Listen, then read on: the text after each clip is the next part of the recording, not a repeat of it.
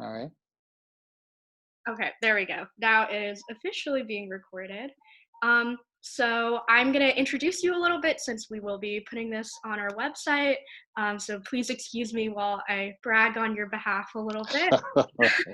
So You're too today we kind. have Wade Henderson, who has had a long and very successful career in civil and human rights advocacy. He is formerly the president and CEO of the Leadership Conference on Civil and Human Rights, which was founded to be the legislative arm of the civil rights movement. And today it's a coalition of over 230 organizations that advocate for civil and human rights, both domestically in the US and abroad. Under Wade's leadership, it grew tremendously from 170 organizations to 230 organizations, and his leadership helped pass the reauthorization of the Voting Rights Act, the Help America Vote Act, the Lilly Ledbetter Fair Pay Act, the ADA Amendments Act, and among many other very prominent civil rights pieces of legislation.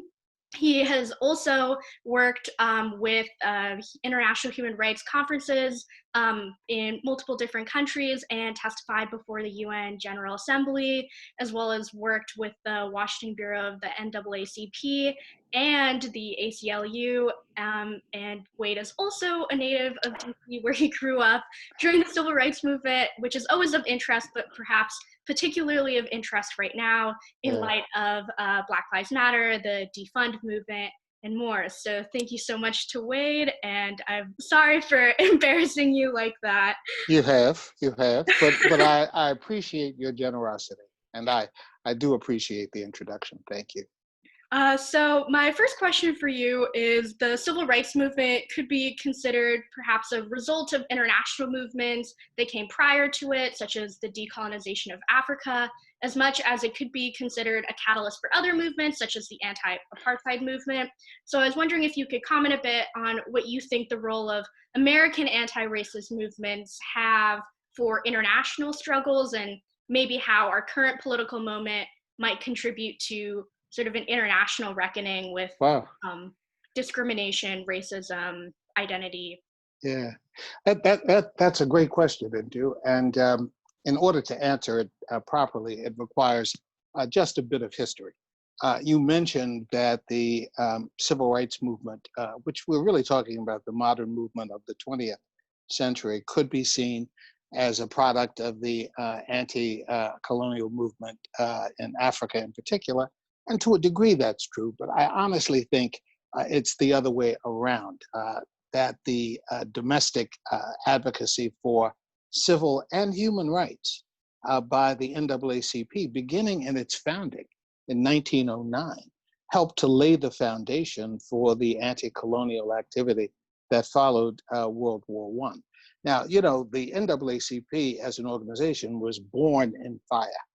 So it was born as a more direct result of the Springfield, Illinois riot of 1908. And when the organization was founded, it was the centennial anniversary of Abraham Lincoln's birth.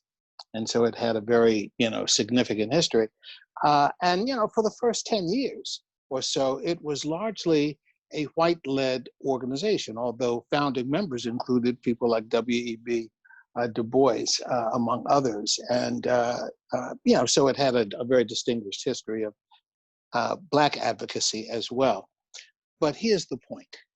In 1919, America exploded with just another pandemic, if you will, of violence directed toward African Americans, resulting from World War One. And that violence led to something called Red Summer. More lynchings occurred in 1919 than at any point in time. In 1920, the NAACP sent its first human rights delegation to Haiti to explore and follow up on the US Marine intervention in Haiti, which began in 1915 and lasted until about 1934. The US invaded Haiti and took over its government. And the NAACP, on the case, issued its first human rights report in 1920. And then, of course, in 21, you had the Tulsa massacre, which, of course, has gotten recent coverage thanks to President Trump's lack of, understanding about or ignorance of it. And I give you that history because that really sort of reflects the origins of the civil rights movement, which is by definition the NAACP of the time, the greatest civil rights organization of all. So its involvement began as early as 1920 with that intervention, and in the 30s and 40s. There were real efforts on the part of W.E.B. Du Bois, who had an early stint with the NAACP as the editor of Crisis magazine, but came back for 4 years from 1944 to 1948 and helped lead the organization in pushing for anti-colonial activity, along with people like Paul Robeson and others, gave that movement vitality. But I think in 1948, the NAACP made a judgment that investing in a two-front campaign became a challenge beyond their capability. They devoted themselves, really beginning in 48 or 50, more exclusively to domestic advocacy. And truth be told, it was more needed then than at any other time. The second Red Scare in the country had occurred. There was rampant segregation in the South. Lynching was a tremendous problem in the United States. And even though there were court victories around school desegregation, when Brown versus the Board of Education was decided in 1954, the backlash from Southern senators was enormous, and the effort to organize against that reflected the wisdom, I think, of the NAACP's judgment. I will recommend, though, Indu, two books that might be of interest, because I think the issue is one that is too complex to really give you a short answer that's viable. One is a book called Black and Red, W.E.B. Du Bois and the Afro-American Response to the Cold War, 1944 to 1963. And that's by Gerald Horne, Horne. And the second book is entitled Bourgeois Radicals, the NAACP and the Struggle for Colonial Liberation, 1941 to 1960, and it is by Carol Anderson. Both of those books will give, I think our listeners a perspective on the, African-American involvement in African liberation, most especially, and how that came about. Really interesting answer. In asking this question, I was definitely thinking about sort of the interactions between sort of the Black Power movement and broader anti-colonial struggles, as well as the role of Fanon's writings on the American movement as well, and sort of the idea of this idea of like nonviolence versus violence, I think definitely comes into play in understanding strategies in the civil rights movement, especially in an international context. So. Your connections are incredibly timely and important. I think there has long been a recognition on the part of civil and human rights advocates in this country that we are tied to an international movement of liberation. And often at times we have been in a position to offer leadership and support. The African National Congress, for example, credits the NAACP and its founding, its structure, with some of the advance efforts that have, taken place in South Africa. And I think that there is clearly, an appreciation even now with the Black Lives Matter movement. When Black Lives Matter erupted in this country, really in the aftermath of Trayvon Martin's murder, it really had not, barely a toehold in this country. In the aftermath of George Floyd's killing, not only did it explode domestically, but there have been over 4,000 demonstrations globally that have used the Black Lives Matter emblem as an indication of its own involvement. And yes, it has inspired the people of color, citizens of those countries, to respond to domestic, meaning their own domestic challenges around race. So I think the movement has already had broad impact, and consistent with the way I think the civil rights movement would have hoped to influence liberation long before. Right, really interesting. Just to plug a little bit of HIR content, we Yeah. have recently written about the impact of the Black Lives Matter movement and discussions about police brutality and connecting them with the US and Brazil, which also has a very fraught history with slavery and obviously has a very large portion of Black people in Brazil. So there's certainly a lot of ripe connections to be made across. Oh, absolutely, absolutely. And that came about, interestingly enough, in 2000 at the World Conference Against Racism. This was the third World Conference that the UN had sponsored. And it was in that World Conference that non-governmental organizations formed broad alliances that some still exist to this day that really helped lay the foundation predicate for many of these attacks on structural inequality and racism. As a matter of fact, seeds for the reparations movement were nourished in the World Conference Against Racism in 2000. So there's a long history of both domestic and international advocacy around these issues. Right. You actually just made a perfect transition to my next question for me, so thank you for that. So my next sort of general question is in the context of the Divest Invest movement regarding police departments and law enforcement, which has recently gained a little bit more traction as a political movement. And I think as a result, reparations for slavery has also had a sort of a resurgence in interest among just a general media narrative about reparations as a topic of study that I think we haven't really seen since the release of Ta-Nehisi Coates' incredible book, where he does talk about reparations.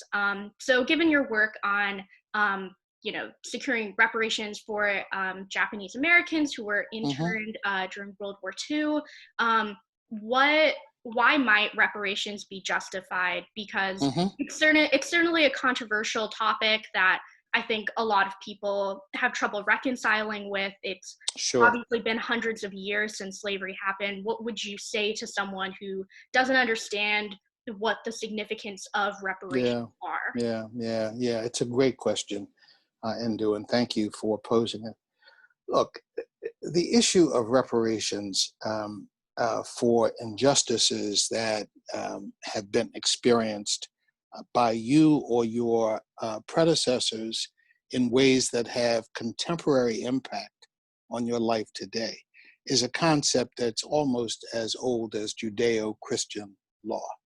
There's a concept in Roman law, and I do an injustice to the Latin, but the term is ubi sum ibi remedium, UBI SUM IBI remedium, okay? And it means for every wrong, the law recognizes a remedy. That's an idiom, a Latin idiom, but it is handed down over the generations to establish the concept, both in law and in equity, that when injustices occur, there has to be a remedy in the law to address that injustice once the injustice has been established. Now, for quite some time, as a matter of fact, since 1989, when Congressman John Conyers, the first African-American chair of the House Judiciary Committee, he was not at that time, but became so, introduced the first version of H.R. 40, which was the bill to establish a commission to study reparations. That bill has been introduced every term in Congress since John Conyers did that. And it has begun gaining traction on the notion that this concept should be studied. Now, you note that I worked on the Japanese American Redress Bill. It was called the Civil Liberties Act of 1988. And in fairness, my role was, de minimis in comparison to the non-governmental organizations, the Japanese American Citizens League, and the Asian American congressional leadership, Congressman Norman Mineta, who really helped lead the way, and senators who were deeply involved in all of this, Spark Matsunaga and others. I mention these names because they really should not be forgotten. They led the way. But it was JACL that in 1970 voted on a resolution urging the federal government to provide a commission to study reparations for Japanese Americans who were interned during World War II. And from that effort, a movement grew, which ultimately demanded justice under law. And in the end, compensated inadequate, there's no adequate compensation in this context, but compensated Japanese Americans with $20,000 in cash payments, a monument here in DC dedicated to that injustice, and an apology from the federal government. This was obviously scant relief, but it was symbolically very important and very satisfying. And I think the effort on behalf of African Americans is to do essentially the same thing. Now, to be frank with you, the effort on the part of President Trump to exploit the Juneteenth celebration in Tulsa, Oklahoma, helped illuminate the injustice that the Tulsa massacre represented. If ever there were a subject that was worthy of study by Congress, it's how that massacre occurred with over 300 African Americans being murdered and businesses, prosperous businesses, destroyed. You know, when we look back at injustices like the coup d'etat that occurred in Wilmington, North Carolina in 1898, when a democratically elected government was overthrown by segregationists and white supremacists in a documented incident under North Carolina law, but not known nationally that this occurred on American soil. I could cite injustice after injustice. Bryan Stevenson's brilliant museum dedicated to the horrors of lynching document beyond anything necessary to suggest that studying the issue to determine the legitimacy of the concept is something that at a bare minimum, the Constitution and Congress should provide for. So, you know, I understand there is a concern about the indebtedness against those who had themselves no direct holding of enslaved people. On the other hand, there are many who have benefited significantly from the system that provided the, the benefits and the stature that they have enjoyed and their families have enjoyed. So this is an issue whose time has come, Indu. And I think that the George Floyd murder, the Breonna Taylor killing, not only invoked a discussion about criminal justice reform, but a much broader discussion that the American people for the first time seem to have embraced. So there are really two efforts underway right now in Congress that are noteworthy and really reflect the importance of your question. One is the continued effort to pass H.R. 40, which is the Commission on Reparations, and it's directed by Congresswoman Sheila Jackson Lee. The other is a bill called H.Con. Res. 100, which is to establish a commission on truth, racial healing, and transformation. That is a bill being shepherded by Congresswoman Barbara Lee. Both are important, both are complementary. But if ever there were a time for our country to take a much deeper dive in its own history to understand how we arrived at the places we're in today, is an important, I think, exercise that I hope the American people will embrace. And I think this moment has really served up that possibility as never before. So already, I think it's fair to say we have seen positive developments occur as a result of the incredible energy being generated, yes, by multi-generational activists, but primarily led by young people in communities all across the country. And that energy has translated into significant steps forward that we have to organize around and pursue for greater development. But yes, I think reparations as an issue its time has come, and there is certainly a need for debate. I neglected to mention the Pulitzer Prize winning 1619 project by the New York Times. I would say that work, the work of Professor Skip Gates of Harvard, and his most recent book, all reflect the importance of looking at these issues. So there is an abundance of documentation that more than justifies a more thorough review of the reparations question. I just think the issue is finding the courage as a people to do so.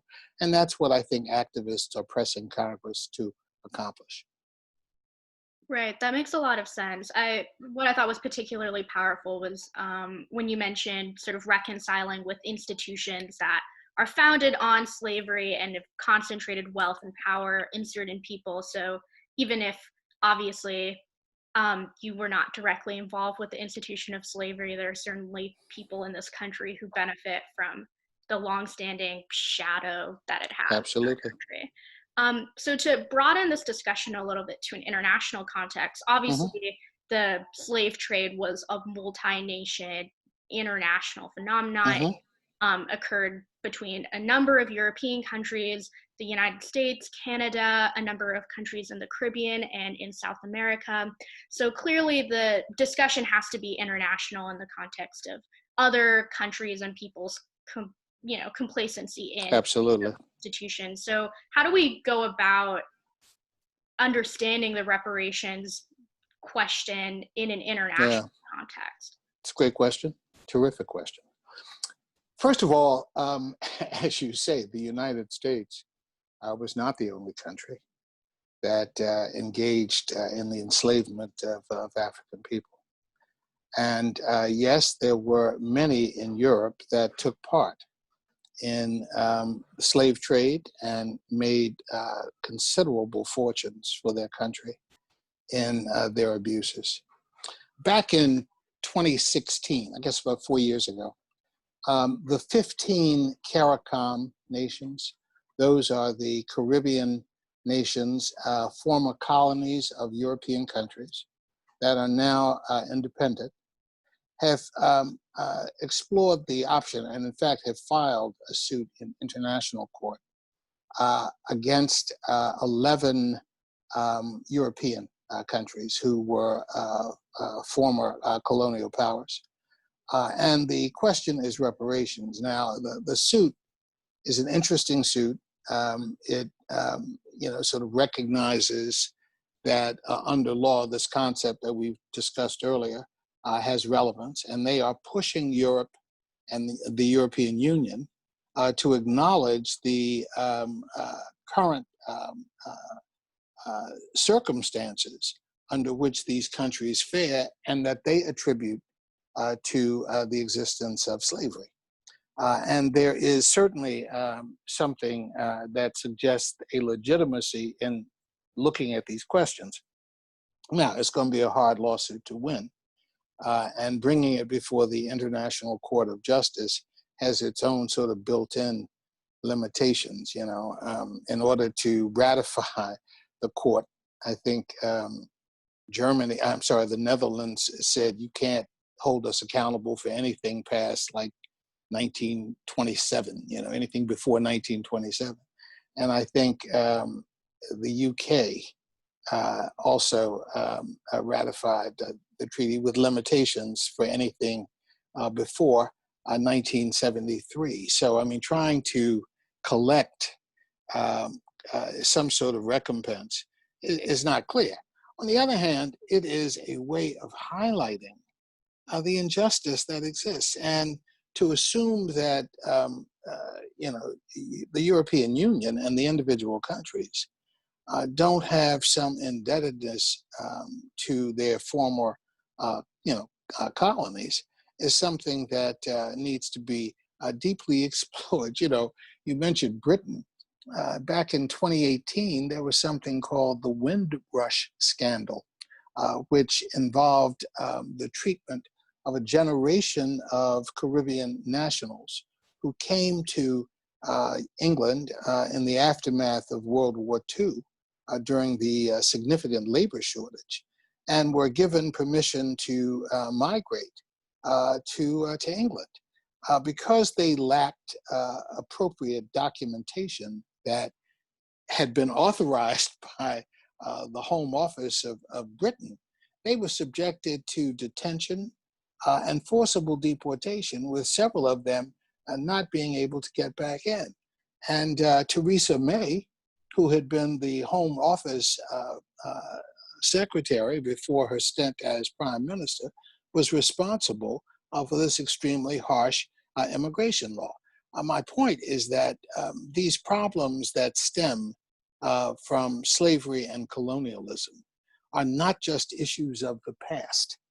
These questions often surface in the most inconvenient manner, but it is what I think would be called an inconvenient truth. These problems deserve a further review. So yes, you are correct. And I would also just add one other grace note to our earlier conversation about the US. These questions are not merely to be limited to African Americans where there are appropriate remedies. You know, the Supreme Court just handed down what looks like a landmark decision in the rights of Native Americans. They did so in May of this year. I think the case is called McGirt versus Oklahoma. It was a 5-4 decision, but it upheld treaty rights of the Native American tribes of Oklahoma and their ability to assert their jurisdiction over certain criminal justice issues. It seems like an esoteric matter, but it is one of the first significant Supreme Court cases to uphold tribal rights for the indigenous population of the United States in a way that I think has significant implications for the future. So these questions of reparations, these questions of how we reconcile not just the past, but the past's impact on the present. See, that's what we're talking about. This is not merely compensation for, past injustice. It is a recognition that current circumstances flow from these difficult questions. These, the intersectionality, which I think has been mentioned in some instances between race and sex and class, come into play, and you see it here in the COVID crisis, with the irony of the so-called essential workers being defined as people who are on the front lines providing food services in grocery stores and meatpacking plants and providing essential services. And they're given this lofty title of essential workers. And yet they are paid, a pittance. They lack the protections in the workplace that a union would provide. And they are exposed in life and death circumstance without adequate protection. That traces its roots back to this intersection of race and poverty and enslavement. So, this is not an accident or coincidental. It is a result of law and policy. And only by recognizing that are we able to make advances forward. Right, really well said. I especially thought the point about Indigenous people was really relevant for conversations about equity in the United States. So it's Absolutely. often said that the United States is founded on the backs of two dual genocides, that of Indigenous people and that of Black people. So I was wondering, sort of this question about indigeneity and respecting the rights of Indigenous people is inherently a really international question, given the way the world is now. We live in a world that's been fundamentally changed by colonization, globalization, immigration, displacement of people has all profoundly impacted us, maybe even more in the last 20 years. So how do we start the conversation on justice for Indigenous people, given the way that the world has, given the mixing of the world, some of it violent and forced, some of it due to displacement? Is there a place for solidarity? Yes. Well, first of all, let me say, and I should probably have said this at the very outset, I believe in the power of coalition. The organization that I was privileged to lead for 20 years, the Leadership Conference on Civil and Human Rights, is a coalition of over 200 national organizations working to advance civil and human rights. And we have discovered that only in coalition do you have the strength to advance these broad societal changes and goals. Only in coalition do you have that kind of strength. And so intersectionality is a huge part of that discussion. You know, and let's think about it in practical terms. Right now, we have a policy change that is under consideration by the administration. It is to shut down the decennial census, which is taking place now, shut it down a month early than it would ordinarily have been scheduled to end. That means in all likelihood that there will be thousands of uncounted individuals whose absence from the political sphere that census addresses means that we won't have the resources for the communities in which they live. Apportionment questions and redistricting questions will be adversely affected by it. In other words, the curtailment of this important function and service is going to have a profound impact on our own democracy, and we have to address it. And there are clear interests that we share in common with a host of groups, the indigenous being among them, the Latinx community, the Asian American community, persons with disabilities. The count for LGBTQ Americans becomes a huge piece of this. So, you know, and that interest, that common interest, means that we have to find ways to influence that policy using the resources at our disposal. And you know, I do believe that there is power in coalition. I do believe that there are shared interests that require our immediate attention. So, you know, the COVID crisis of ensuring that there is adequate testing and that there are the resources, the PPP equipment and other things are shared concerns that as Americans we share in common, and we need to find solutions for those problems. But there are specific areas of focus that have issues involving criminal justice reform that have come into sharp focus, or the economy. And there will be a shared interest in rebuilding those activities. And lastly, a shared interest in protecting American democracy from subversion. You know, we've got to contend with the problems of international targeting, perhaps from Russia or China, unclear, but we certainly know that there is a history of that kind of involvement previously. And then we have the problems here of, you know, voter suppression, which have been proposed in ways that, you know, you see obvious and horrendous. I mean, here's an example. It has been reported that Kanye West is filing for a candidacy for a presidency as a third-party candidate in 2020. He's being assisted in this effort by Republican operatives. The argument, of course, is that without discussing Kanye West's health conditions, his family has a real concern for his health and his mental health. And to have his involvement exploited in the way in which these New York Times and other confirming stories would suggest is absolutely horrendous. But this is the nature of civic engagement in the 2020 election, and we have to be prepared for that. So yes, I think there is a way of our coming together. Now, stepping back again for a minute, I do think that there has to be a more formal engagement.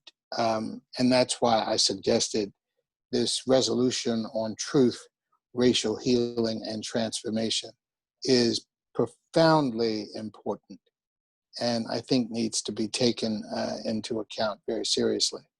I think there are obviously international examples where those truth commissions have proven some value, not always in the manner that we hoped. But I also recognize that our own civil rights movement draws some of its strength from its interrelationship with truth movements abroad. So the movement by Gandhi in India, and the recognition by Dr. King that Gandhi's principles deserved emulation in this country and adaptation. The efforts of Congressman John Lewis, who has lauded the importance of a truth, racial healing and transformation commission. So I think there are methodologies, if you will, for addressing these issues, but I think there has to be a willingness to confront them. And I think right now that consensus is building. That consensus is actually building. Right. So something that comes to mind when I ask this question is sort of instances where our interests might not converge. So for example, I'm thinking about Angela Davis has written extensively about the connection between Black liberation movements and Palestinian liberation movements, which there certainly are similarities, and there's certainly a number of people who advocate for sort of joint movements between those two groups. But similarly, there's a lot of discord between those kinds of like ideologies about solidarity with that sort of camp versus people who don't believe in a two-state solution, so advocates who are not in favor of that kind of ideology or whatever might be advocated by those people. So, but might also share in the vision of racial justice in America. So how do we find common ground between people who have some interests that converge and some that diverge? Yeah, that is, I think, an especially difficult and challenging question. I think it is the basis for much of our international involvement, and the birth of the United Nations stems from that kind of need for a forum where disputes, national disputes, international disputes could at least be discussed and potentially resolved.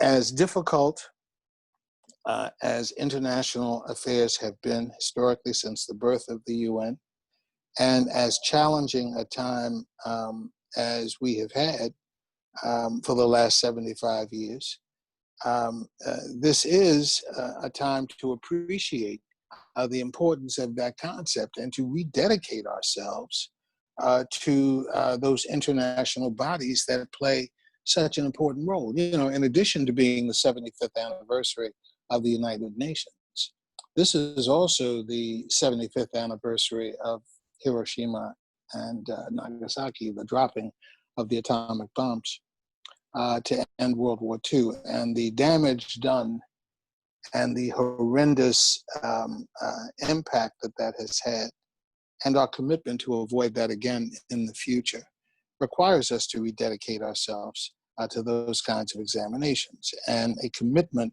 to support international bodies is certainly an important piece of this.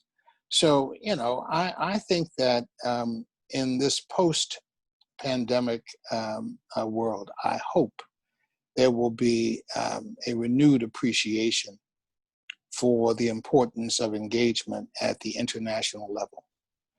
The World Health Organization, which has been criticized obviously by the United States and has been to some degree scapegoated for the COVID pandemic reaching American shores, is perhaps more important now than ever. And that has been demonstrated by the experience that we've had. The level of cooperation that is needed and the stability that is required internationally has been exposed in some of the scandals that have come out of the administration's handling of international affairs. It's a problem.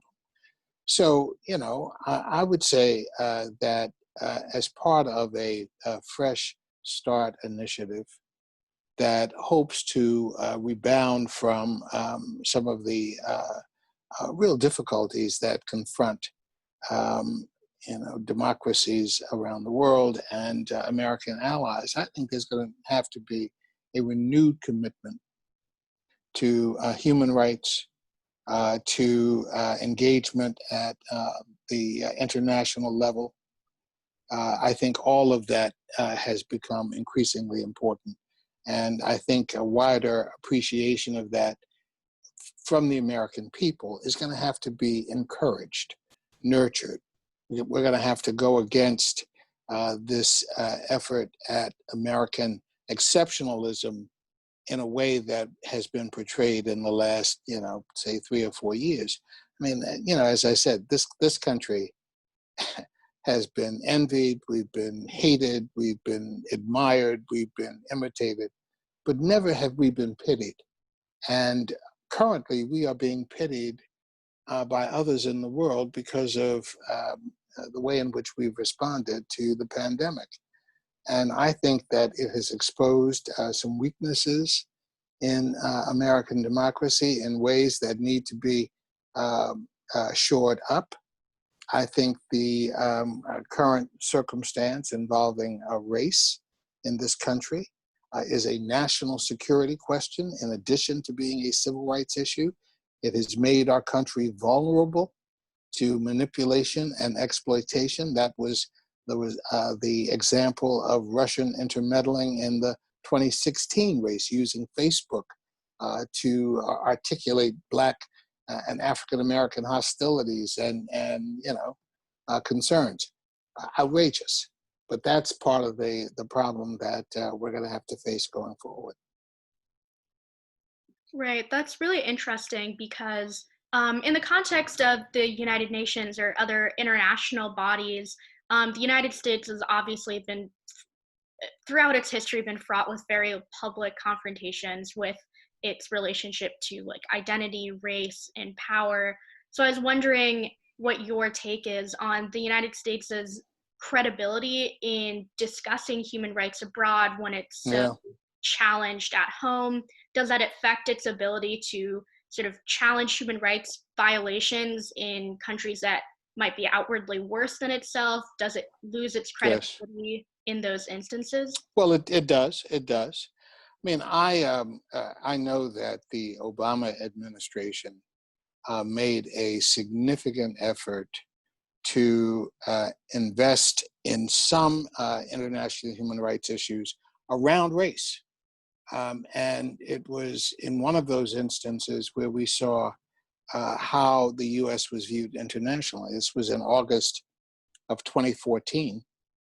And the United Nations in Geneva was holding a review of US compliance with the Convention on the Elimination of Racial Discrimination.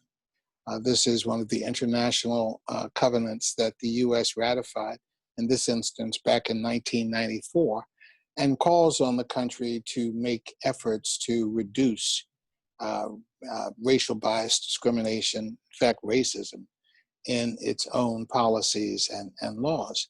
And the US sent an impressive delegation to Geneva to represent our country's interests. We had our first Native American ambassador to the UN. His name was Keith Harper.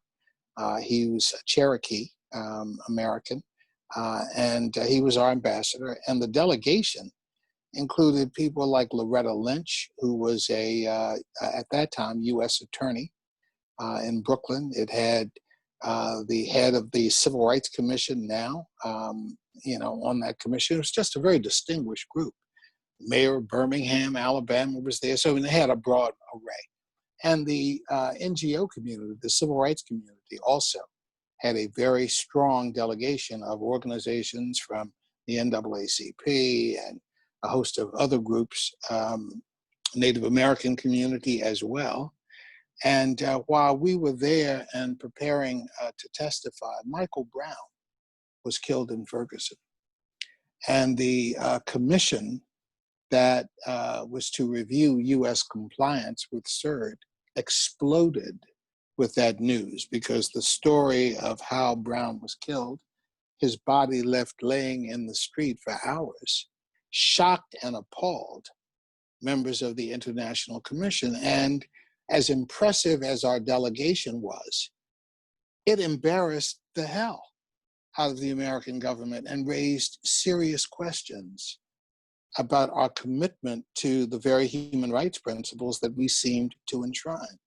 And the U.S. has had this problem really from the inception of, the United Nations. Having grown up in Washington, D.C., and having had one leg in a segregated world by law and custom, as well as having been a part of the change that I hope to see come with the Civil Rights Act of '64 and the Voting Rights Act of '65, those great accomplishments. Nonetheless, you can imagine the schizophrenic view that an African American in Washington, D.C. would have, which on the one hand is this international city that lifts up democracy and the equality of man and the importance of democratic values, and on the other hand practices racial segregation as virulent as almost anything in South Africa. So, we've had that contradiction for some time. And in an effort to thwart the spread of communism during the Cold War, we supported, colonial powers holding on to their colonies and tried to stand in the way of self-determination and the end of racial bias and discrimination. So it is not, a pretty history. The one thing I will say, though, is that as part of civil rights advocacy, there were people who understood that contradiction and how to exploit it. W.E.B. Du Bois was among them, sent a delegation to the UN in 1950 to argue on behalf of rights for African Americans.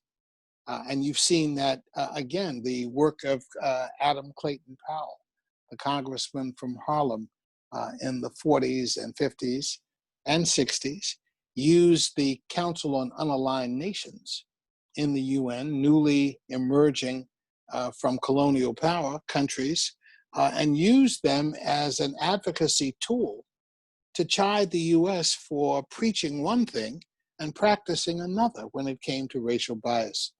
So there have been attempts in the past to use that contradiction to advance the broader goal of equality, and that pertains not just to the United States, but to other parts of the world as well. Right, that's really interesting. I'm thinking in particular in this modern context is that Amnesty International a few days ago released a report that there were, I believe, 125 human rights violations in the last few months regarding the protests surrounding George Floyd, Breonna Taylor, Tony McDade, et cetera's deaths, and how that affects the US's ability perhaps to advocate for peaceful protests abroad. So I'm thinking of Hong Kong and obviously tremendous police brutality versus democracy agitators there.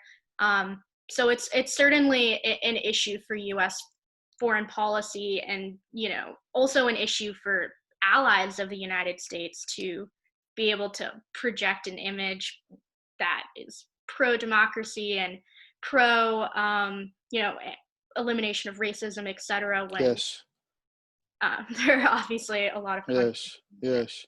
Well, I think the U.S. response to the Hong Kong protests and to China's reassertion of power over Hong Kong has been, pretty tepid. And I think that reflects, a change in view at the State Department and in the White House and how we respond. Authoritarian regimes that tend to crack down on their civilian populations still enjoy a level of credibility with this administration in ways that, should be surprising, but are not. So I think that you're right. The handling of protests in the U.S. raised serious questions about the U.S.'s ability to speak to similar injustices around the world. But as it is currently, that's not something that we seem inclined to do in any event.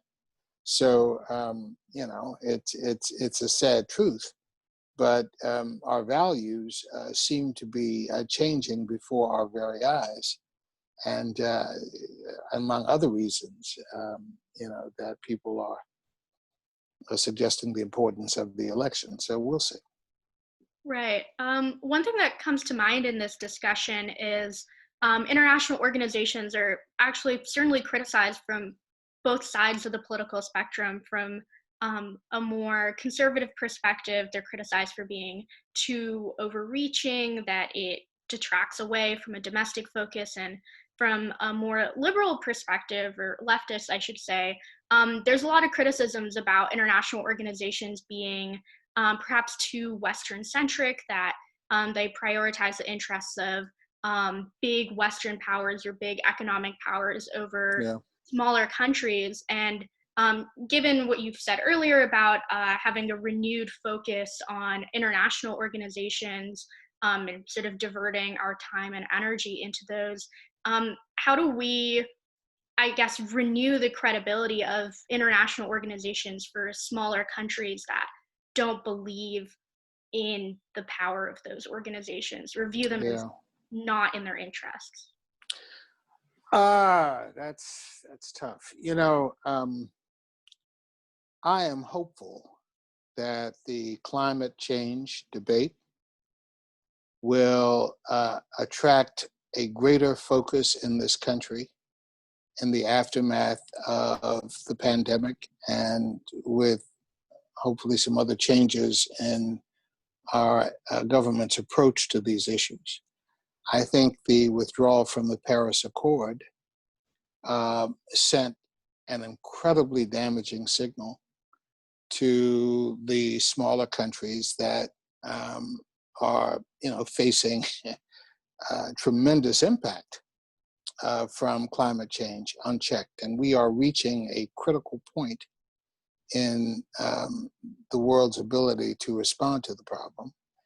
And I think that urgency, I hope, coupled with a recognition that the global economy is so incredibly interconnected that solutions have to be more than nation-based, nation-state-based. They have to be more global in nature. So I do think there are certain urgent international functions that I hope will have renewed focus. Again, I mentioned the World Health Organization. I think in the aftermath of this pandemic, there has to be a renewed focus on ensuring a level of cooperation and collaboration that helps to facilitate our next response when needed. So I do think that's important. And I think that there has to be a greater appreciation for the role that journalists are playing in helping to educate the world about what's going on. I note with great concern the circumstances of journalists around the globe who are doing incredibly courageous work and who face a serious threat of death. I think Adnan Khashoggi and his murder, raises to the highest level I think, threat that journalists face around the world, around the globe. And there has to be a greater appreciation on the part of Western powers, hopefully to be led by the United States in a more robust fashion, a commitment to speaking up on behalf of those who report the information so necessary to understand what's happening in the world. Now, these countries may not have a First Amendment as we do, but nonetheless, the principle of protecting a, quote, free press is something that is enshrined as a principle in American democracy, and I hope that too becomes a focal point of attention. Right, really interesting. I hadn't even really considered, free press as an issue that could be taken up by the international community, but that's certainly cause for concern Yeah. moving forward. So I have one final question for you. So thank you for sticking with me this whole Of course. So the topic for our magazine for the fall issue is basically the relationship between security, identity, and power. We wanted to be responsive to sort of the national and international conversation we're having about these sorts of topics. And I was wondering if you could talk a little bit about what you think the relationship is between identity and power, to sort of back up to the broadest possible lens. Mm, mm, mm, mm, mm. It's tough. The U.S. Had an identity that was shaped by certain sort of fundamental principles, but that also reflected a level of power, particularly in the aftermath of World War II. I mean, when we emerged as one of the world's great superpowers. And part of our both identity and power were based on a perception that had not been tested in the most rigorous way. I would think that Vietnam was one of the first efforts to test our power, and in doing so exposed the limits of American power and authority, and exposed to the world a bit of a myth that had been based obviously on this acquisition of weaponry, including the atomic bomb, and it sort of gave us a sense of profound invincibility. As I said before, we have been, admired and feared and loved and hated. We never have been pitied. And I think the current response to the pandemic and the other crises that we face, the race question, which has burst onto the scene, not just domestically, but internationally, the economy, which is in shambles, and our civic engagement, the voting apparatus is highly, it's being questioned right now in ways that I hope don't undermine or potentially could undermine the election in significant ways. And I think that is affecting how the U.S. is perceived abroad. Now, the decision to invoke a philosophy of America first, which seems to suggest a new isolationism that has us withdrawing from international bodies, disrupting prior agreements, the Iranian agreement, for example. I mean, that kind of thing. Having total disdain for our allies, NATO, for example, being undermined. So right now, I think the perception is one of instability and uncertainty and anxiety. And while and we have power, but it is potentially being used indiscriminately, both internationally and, for example, the murder of the Iranian general, which was considered a sort of extrajudicial killing.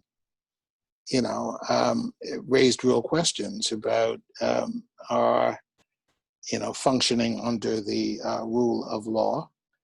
And that undermines this perception that we were a country committed to core democratic values. So the use of power and the indiscriminate use in some ways, coupled with our incompetence in handling a globally shared crisis that other countries with fewer assets and resources and capabilities seem to handle the crisis better than we, raises real questions about our perception, the perception of us internationally, the perception of ourselves domestically, and the power that we have and how we think we're going to use it. I think it's the relationship between identity and power at the international level is symbiotic, but you see instances where, I guess identity can be shaped by power. I'm sort of thinking about Turkey. Turkey went from, being the Ottoman Empire in the 20s to being a modern state. Kemal Ataturk, turned Turkey into a very modern and secular state and took conscious efforts to remove religion from the civic life of Turkey, and thus made Turkey, helped lay the foundation for Turkey being a part of NATO, because it was perceived as a European style. I won't go too far in that regard, but less of a Muslim nation. When Turkey decided to take its museum, its top museum, and restore it to a mosque, absolutely phenomenal facility, it seemed to be a reversal of that effort to create the secular identity, which has existed, for 60, 80 years or so. It's an example of power being used to shape identity. And that, is just another example. So it's a complex question you've asked here, Indu. I'm not sure that I've given it full flower, but I hope I've helped. Yeah, certainly. It's one of the broadest possible questions I could have asked you for the end, and hopefully our magazine is able to shed some light on a lot of the really complex topics that we've been talking about. But I just really, really want to thank you for taking the time taking the time out of your day for this interview and for chatting with me about all of these really interesting and timely topics. Well, thank you so much. I've really enjoyed this. And I so appreciate your taking the time. It was a wide-ranging interview, and it was one I certainly enjoyed. Great.